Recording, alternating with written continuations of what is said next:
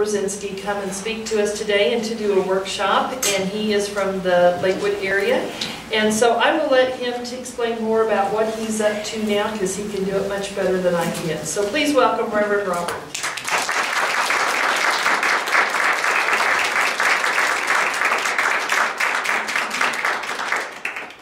Good morning. Good morning. How wonderful it is to be back with you again here at Two Rivers, so thank you so much for having me back. Real quickly, is there anybody in the room that has not seen me speak here before? I know there's at least a couple, and there's a few. Okay, so I'm going to kind of jump into a story that started a while ago here in just a moment. And if there's anything that you miss and kind of scratch your head, what is he talking about? Catch me after, I'll fill you in on the whole thing. But before I do that, I just want to say another thank you to Susan and the night program.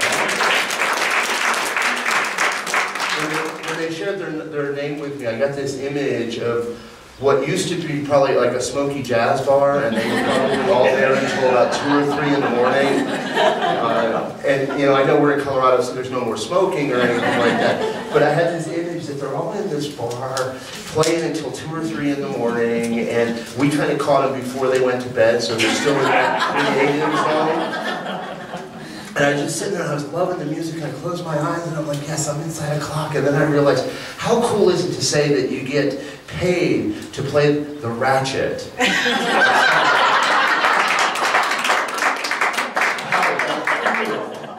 And if you watched, it wasn't like he was just sitting there with, you know, one of those old toy noisemakers. There were several different techniques he was using to keep time, and it was beautiful. And that's the creativity that I love and that we get to experience in communities like this. How we can take something that may seem like a mechanic's tool, something you would never expect, and use it to make music, to keep time, to keep a rhythm. I'm here today to talk about dancing with your inner dragon. And dancing with your inner dragon is really about time. Now, in religious science and New Thought in general, we teach that there's really not time in the mind of God. That everything happens beyond time. And time is much a human construct to help us, well, make sure we get to work on time, or make sure that we get to hear on time. And I want to share a brief story. Reverend Patty opened her home to me this weekend while I'm here. And life got a little out of control. I have 2 young children, one that's about to be 5 and thinks he's about 13, and one who's about to be 7 and thinks she's almost 20. And so things got a little stretched yesterday back in Lakewood as it came to time, and there was a birthday party, and they all went to the party, and they forgot the gift, so I had to go get the gift, and about halfway there I realized I forgot to pick up the gift, and I had to go back. So by the time I got out of town, things stretched a little.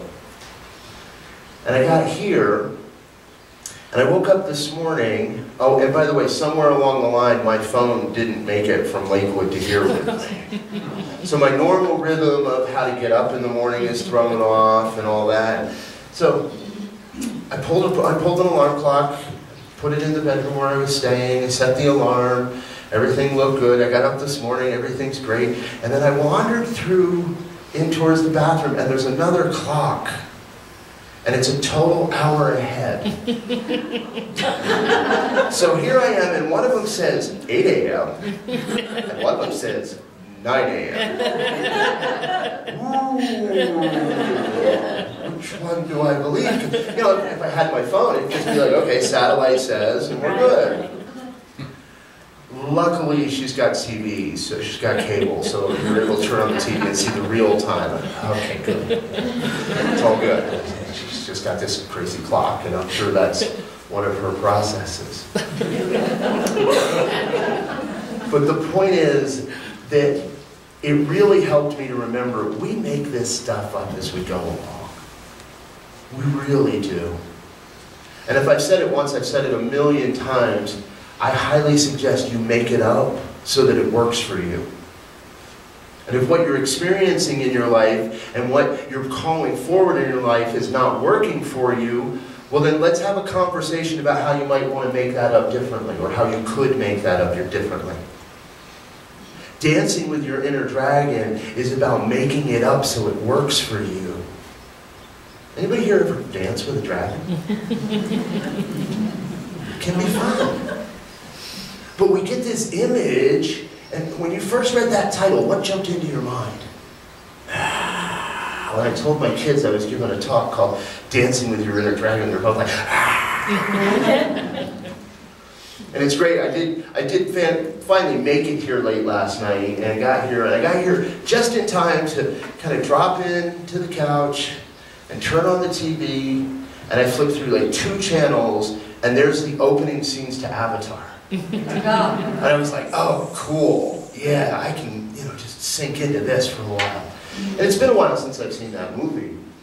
And I bring it in because, well, that's kind of, I forget the name of what they call the beasts that they ride, but they're kind of like a dragon. And if you remember, with all the animals, the Na'vi, they make a bond. They create a bond with those animals, and it's a sacred bond, and it's a lifetime bond. So they get their own dragon, each one. And I'm thinking, yeah, my kids would love this. They get their own dragon. And they learn how to fly when they get a dragon. My hope is that when we walk out those doors later today, each of you has a little bit of a better idea of how you might dance with your own dragon. Perhaps even learn how to fly with your own dragon. And this talk originally was developed loosely around the movie called How to Tame a Dragon. Anybody seen that one? If you're shaking your head, you probably have kids. If you're going like this, you probably don't. Or they're grown and out of the house. So if you haven't seen the movie How to Tame Your Dragon, go get it. Rent it, check the library. We get it from the library every 4 or 5 weeks just to watch it again. And in How to Tame Your Dragon, we're transported back to this mythical land where the Vikings are in a constant battle with dragons of all different shapes and sizes. And there's one young man who you find out throughout the movie. By the way, a little bit of a spoiler alert, you're going to hear quite a bit about the movie today. And there's this one young man, his father is the chief, is the head dragon slayer. And he wants to be a Viking. He wants to be in the pitch of the battle. He wants to be out there with his friends and his colleagues and his neighbors and his uncles and his father, slaying dragons, because that's what they do. That's their culture. However, you might describe him as kind of the geeky kid. He's a little gangly and he hasn't quite grown into his body. And so most of what he does doesn't go exactly according to his plan. But I'm going to tell you, he learns how to ride and how to fly a dragon in this film. He learns how to fly a dragon. So, what is a dragon? Well, for me, and many of you know the beginnings of this story, for me, my dragon really showed up last August. I spent an incredible amount of time and effort and money bringing together my family, extended family, to come into a place in California and celebrate the fact that I would get that title of Reverend. And those of you that were here with us when I spoke here last August know that that didn't go exactly according to plan. So in that moment, when I was asked to wait, to come back at another time, to not walk through the threshold that all of my friends and all of my colleagues that I had just spent so much time with, as they got to walk through that threshold and be announced to the community and walked across that stage, I got to sit in the wings and kind of watch. It's what I call an unthinkable moment. Because honestly, I had never prepared for that moment. I never had any concept that this was even possible. Think back across your life. What was your unthinkable moment? Somewhere where something just happened and it broadsided you. Smacked you upside the head, knocked you back a couple of steps. Truly an unthinkable moment. And in that moment, we're propelled often into absolute shock and denial. For those of you familiar with the 5 stages of grief or loss, you're going to hear some of that here today as well. Because when we first learn that we have a dragon, it is absolute shock. In the movie, the young man develops a sort of a catapult to try and knock down the dragons. Because he's not big enough to wield a sword and stand and fight. He develops a catapult that's going to knock them out of the sky. And you know, somehow he gets lucky. And he wings the biggest, meanest, baddest dragon of them all, the Night Fury. So, night birds, Night Fury. And he watches, and he thinks he's hit this. He thinks he's gotten this Night Fury. And the next day he goes out adventuring to look for, did he get this dragon or not? And you know, there's a path through the forest where the dragon fell, and the dragon falls into a deep, kind of a depression. And the young man watches as the dragon tries to fly, but cannot get out of this depression. So he's in kind of this, just a big opening, but there's a lake there, and the young man is in absolute shock that he actually hit something. That he winged this animal. And he climbs down into this depression to try and see what it is. And at first he doesn't quite know that he's got a Night Fury. But what he learns is he has taken a piece of the dragon's tail off, one side. And it makes it so, kind of like the rudders in an airplane, the dragon cannot fly, cannot get enough lift to get out of this depression. And so the dragon is captured, effectively, stuck here. When those unthinkable moments happen, it often feels like, I'm stuck here. How am I going to get out of here? In those moments, Dr. Holmes gives us some great advice on how to get out, or where to begin. Because the unthinkable moment, the first thing we got to do is think about, well, what do I do here? So this is page 282 of the Science of Mind. Paragraph 4. Stay with the one and never deviate from it. The one, God, Spirit. Stay with the one and never deviate from it. Never leave it for a moment. Nothing else can equal this attitude. And here's where Dr. Holmes uses all capital letters. So for those of you that are familiar with texting and all that, basically he's shouting at us in this next sentence.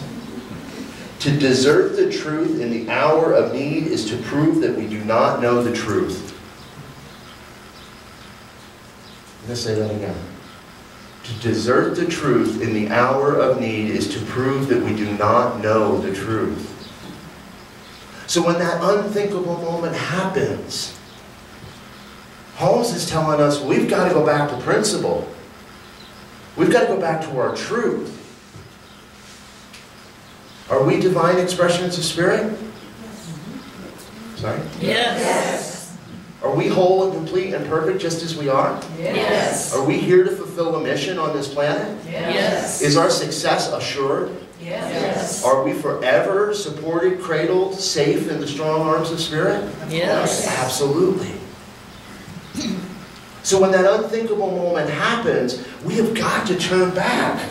To desert the truth in the hour of need is to prove that we do not know the truth.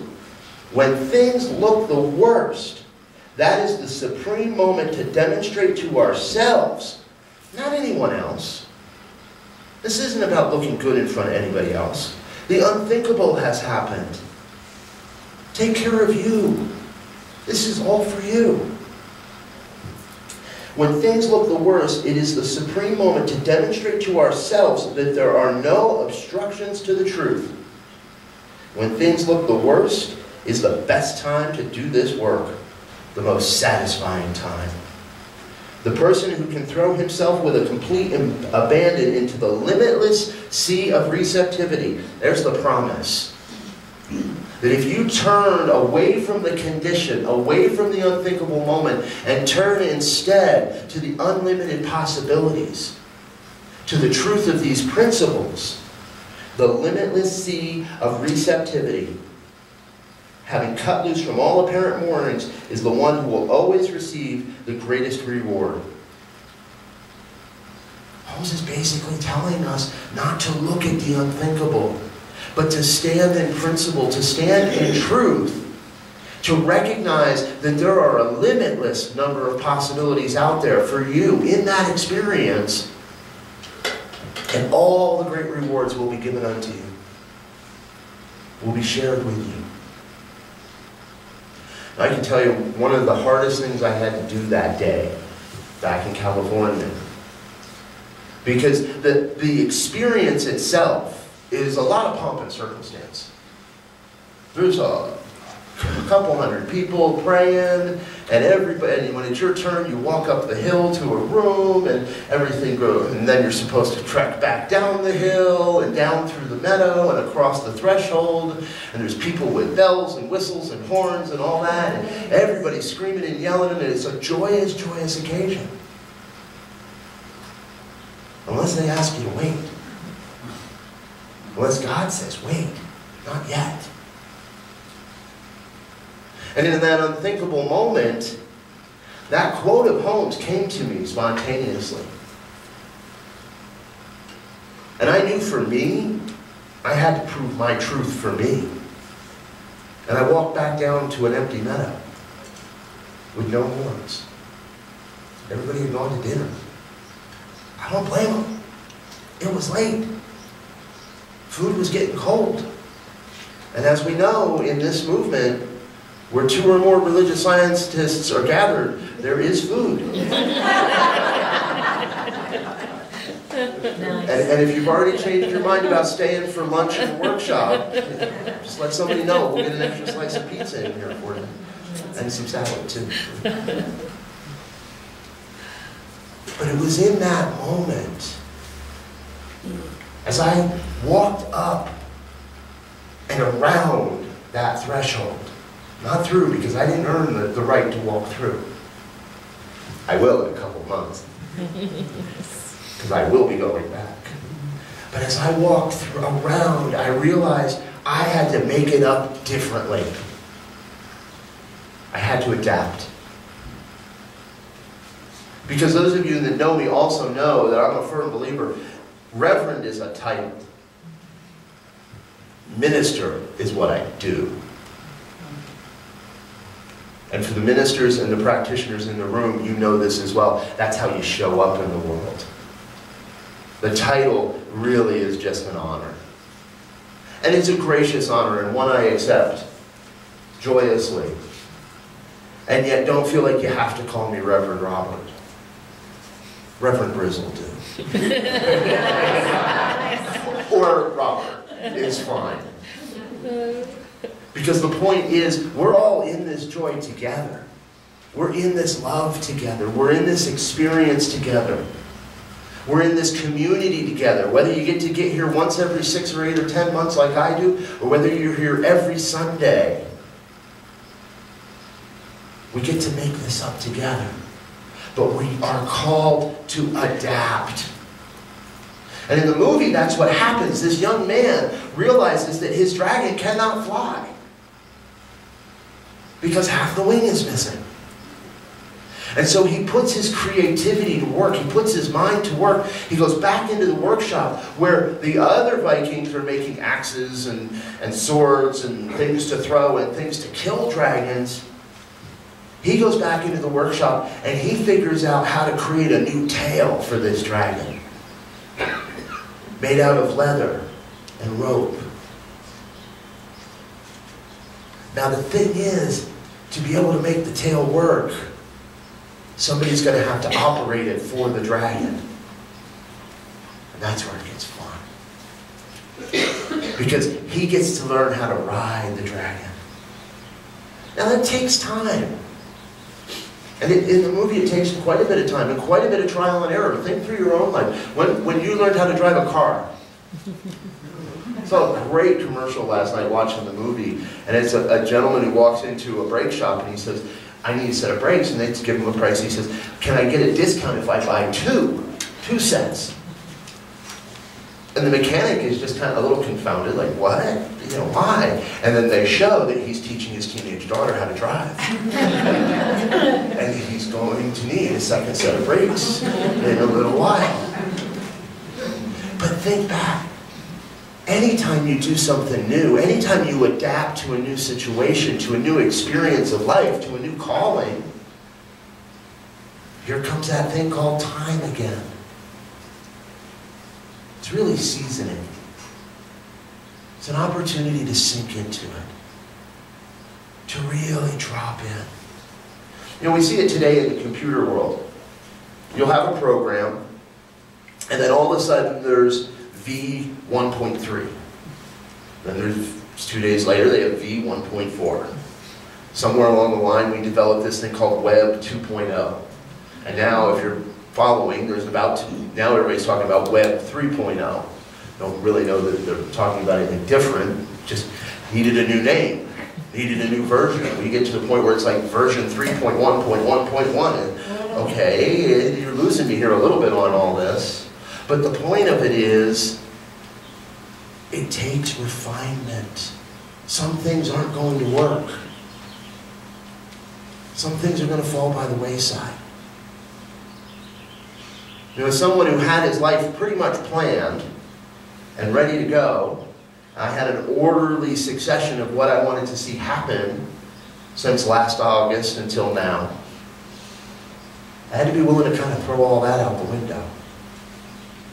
And it took a lot of versions to find what was really working for me in my life. Where in your life can you make a small version change? Where can you take version, but I'm a firm believer, once you get to your 39th birthday, you just start celebrating anniversaries of that. So where can you take version 39.2 and make it 39.2.1? Where can you add a little something different?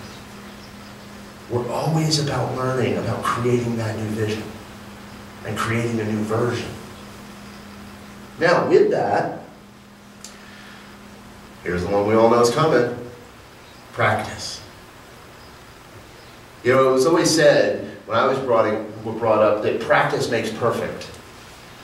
Bull. Perfect practice makes perfect. Practice just keeps doing what you're doing. Now, I am not one to spend my afternoon on the golf course, because you put a golf club in my hand and I want to swing it like a baseball bat. It's just not me. And I could go out and play round after round after round of golf, and I would never get any better if I didn't have someone helping me. If I didn't take some lessons, if I didn't get a pro to show me what was going on. Perfect practice. Now, I might get lucky once in a while and get a good enough swing to send that ball somewhere near where I wanted it to go.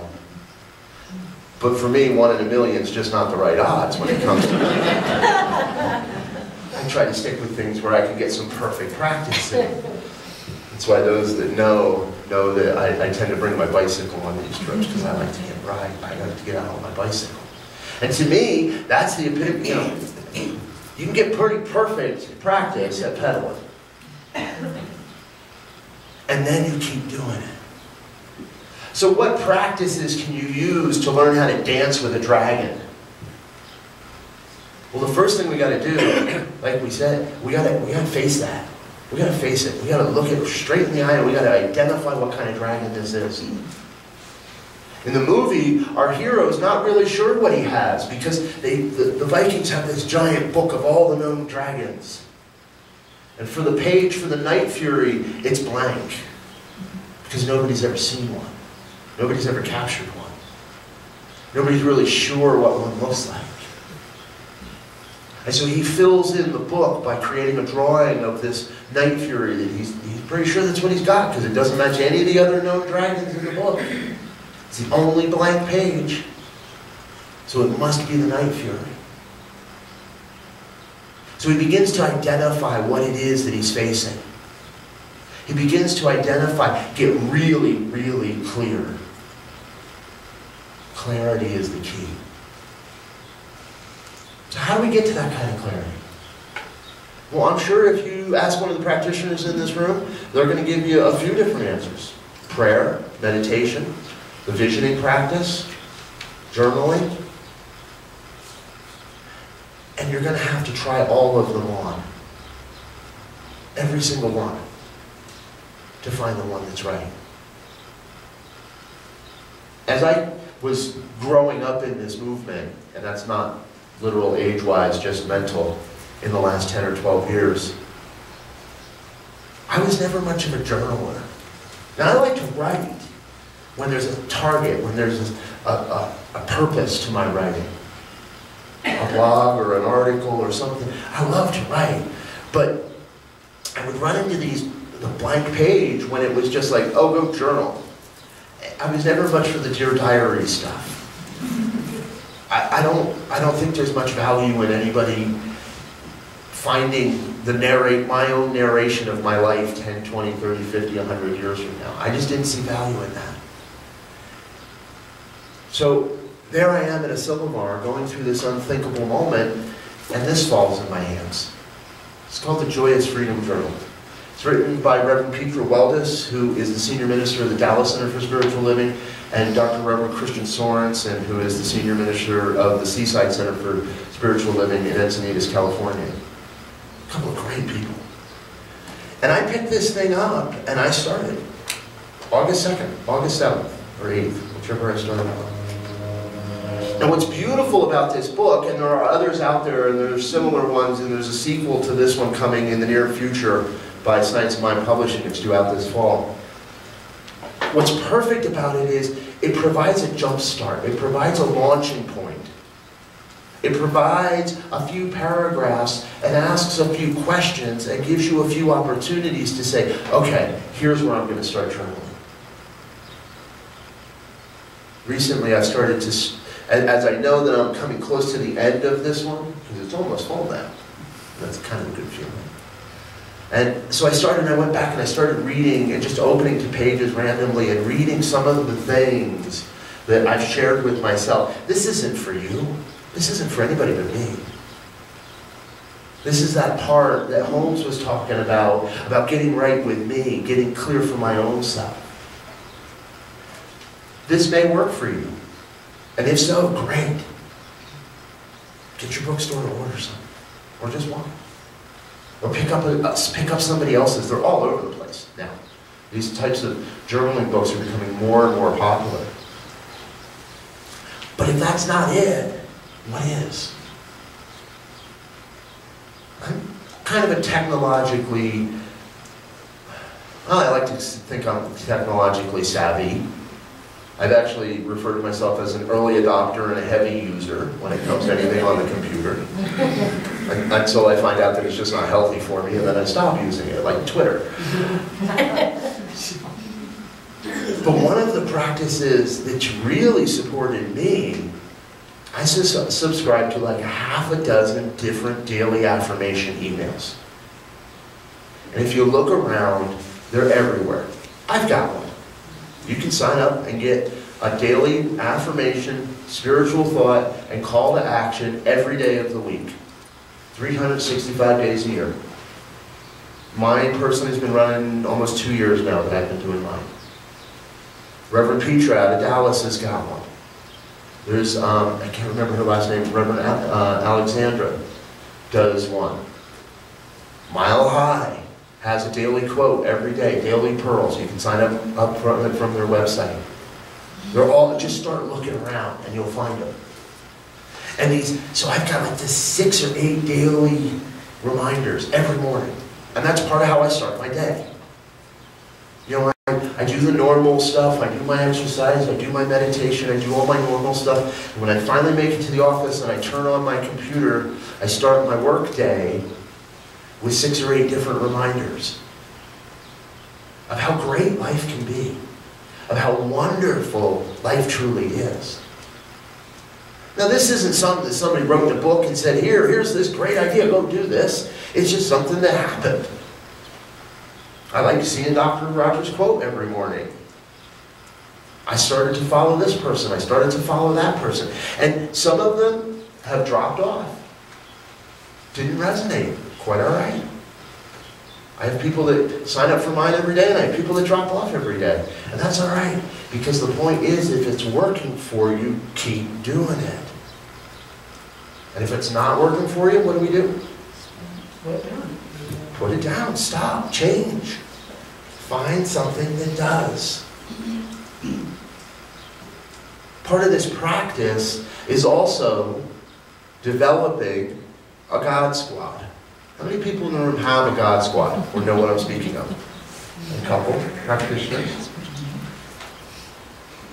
God squad is that those people that you know you can tell your wildest dreams to, your most audacious aspirations, and they're going to look right at you and go, cool, right on. These are not the people that are going to give you a laundry list of why you cannot, should not, or could not complete your goal or your mission or your dream for your life. Your God squad are the people that are saying, yeah, let me pray with you about that. They're the people that are willing to get on a 6:30 in the morning phone call and vision with you for your project, for your life, for your mission here on this planet. They're the people that are going to stand there silently or actively and support you in moving forward with your practice. In the movie, our hero, his God squad, turns out to be the girl that was almost his arch enemy. So, you know, these kids in this movie, there's 4 kids in the movie, they're all trying to learn how to be a dragon slayer, basically. They're all learning, they're in this dragon school to learn how to fight dragons. And there's 5 of them, so there's 4 boys and there's 1 girl. And the girl's trying to really prove herself, that she can hang out with the boys, and she can keep up. She's pretty darn good at it. And along the way, she kind of stumbles upon our hero's secret.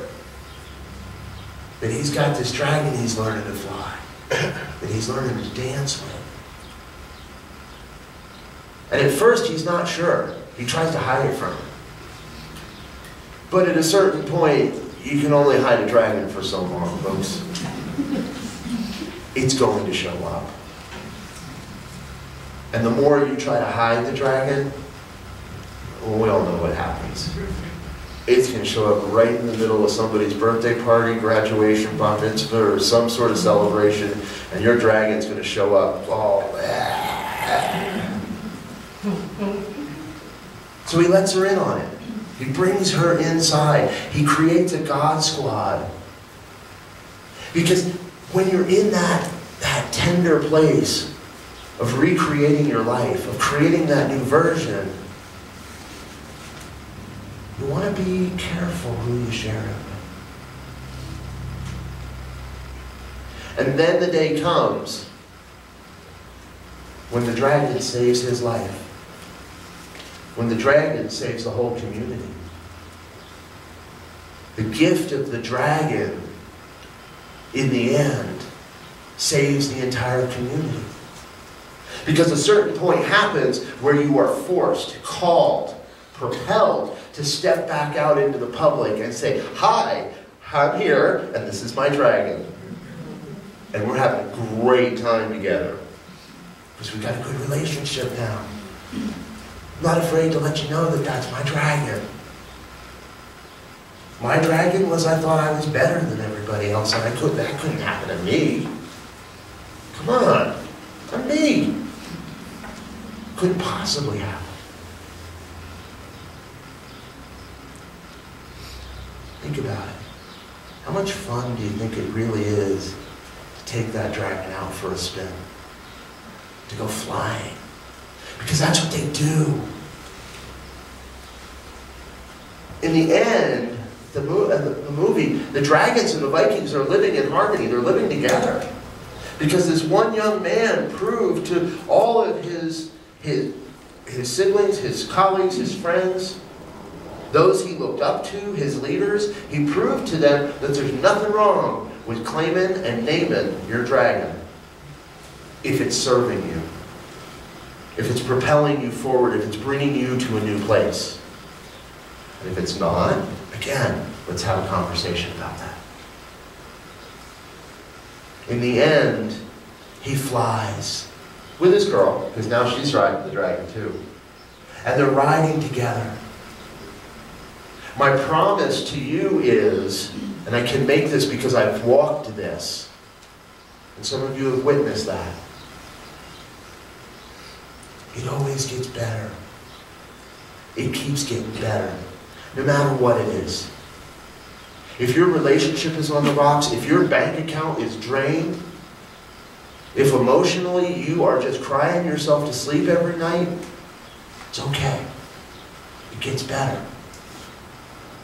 When you have a God squad, when you're practicing, when you move beyond the denial and you move beyond the shock and you move into adapting your life, creating something new. There's an old saying, I'd heard it many times and forgot it many times, and it came back to me recently as I was developing this talk. I promise it'll be okay in the end. And if it's not okay right now, it's not the end.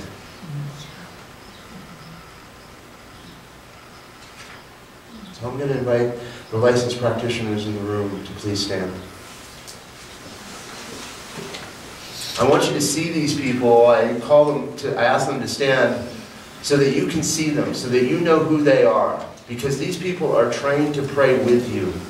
They're trained to see the perfection of your life. They'll help you ride the dragon. They'll help you adapt. They'll help you develop a practice. But just like a good golf pro, you're never going to learn how to swing that club if you don't go make an appointment with one. You're never going to learn how to ride the dragon if you don't rely on the people that have walked the path before you, that know exactly what it takes.